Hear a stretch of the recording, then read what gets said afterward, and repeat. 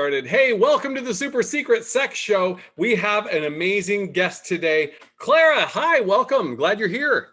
Hi, it's me. Thank you for having me. So I thought we'd just talk in general for just Mhm. a little bit. How did you learn about sex? Oh, porn. So super porn. Not the porn was not great, but it was super because of porn.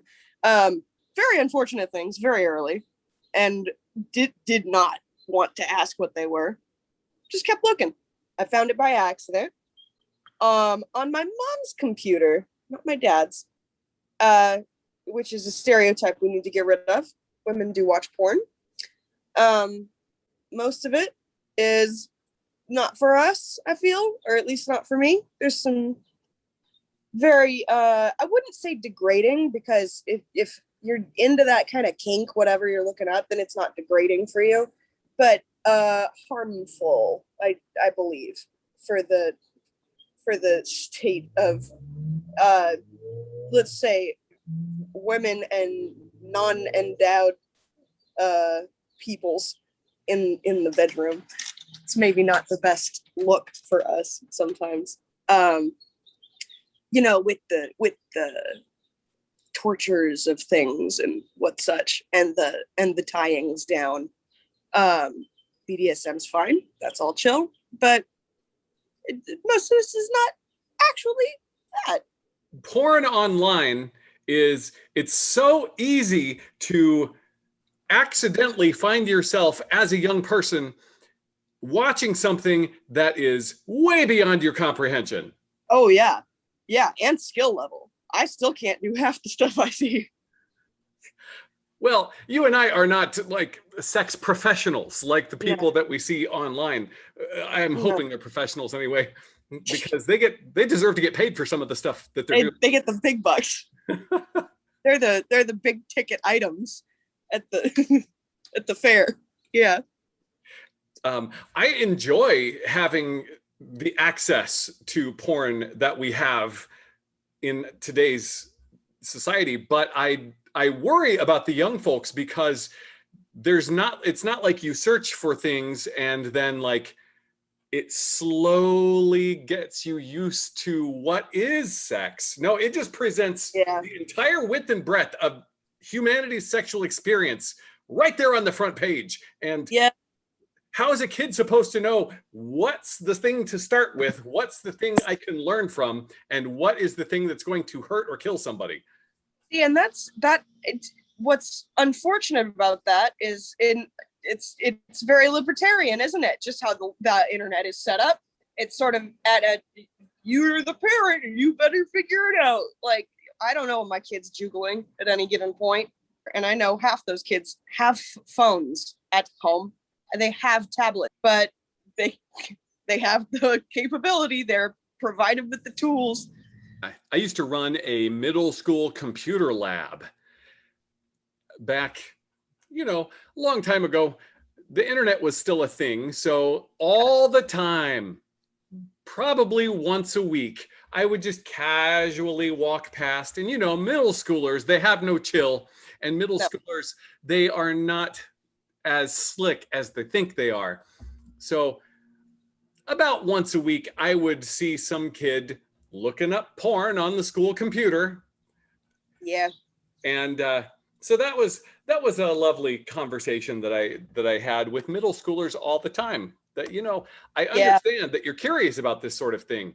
There's a time and a place, and there's a way to do it. And at at your middle school computer lab at 10 o'clock in the morning is not the time or place.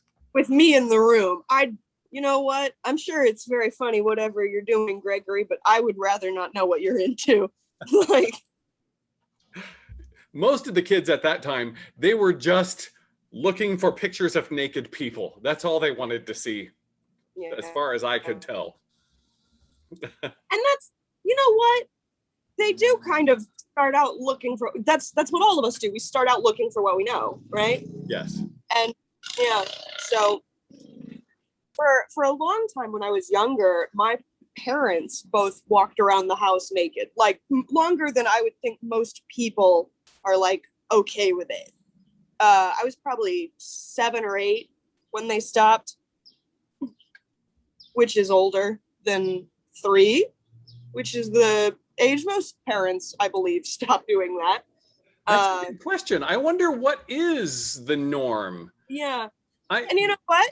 I think if it's not weird and it's like, if it's not weird for you and you don't make it weird, then it's not that weird. Like, it's just bodies at that point. There's nothing sexual about a naked body. Yeah. But if your dad is like helicoptering in front of your friends or something, that's a bit odd. My dad didn't do that. I should clarify. He did not. Thank you for clarifying. I was starting to get worried. My mom did. That went poorly. When I was growing up, nudity in the house was not something that ever happened. Yeah. So I hear people say like, oh, when I was growing up, we were naked all the time. And that's an experience that's very alien to me. So I'm curious to know what other people experienced when they were growing up like that.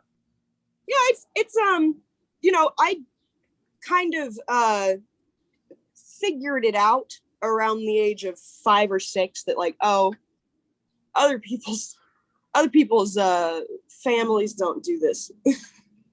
they don't just walk around with their berries out, regardless of what size those berries may be or what type of body they're attached to. Their berries just ain't out. I got very comfortable with all sorts of bubbles and shapes and visuals very early, and unfortunately had to stay comfortable with them, I would say, a bit longer than I was prepared for. But I do think that helped me kind of with a sense of, here's what people look like.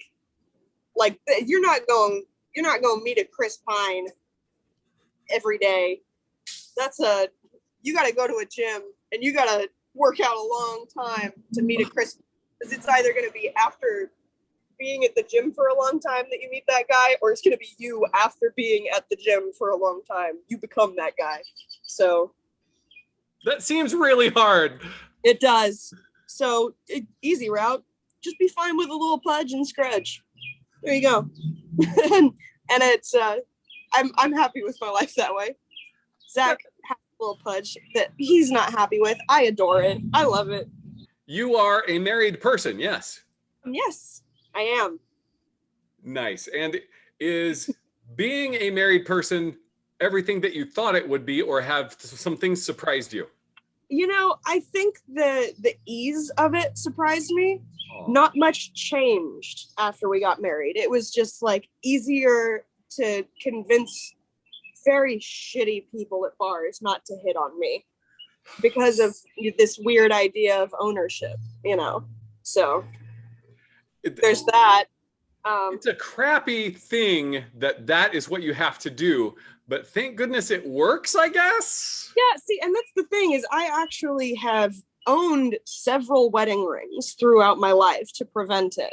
I did wear a wedding ring in high school. And I wore rings on other fingers too, so it wasn't like super weird. I had one of those clink, clink, clink, clink, clink, clink, clink things going on.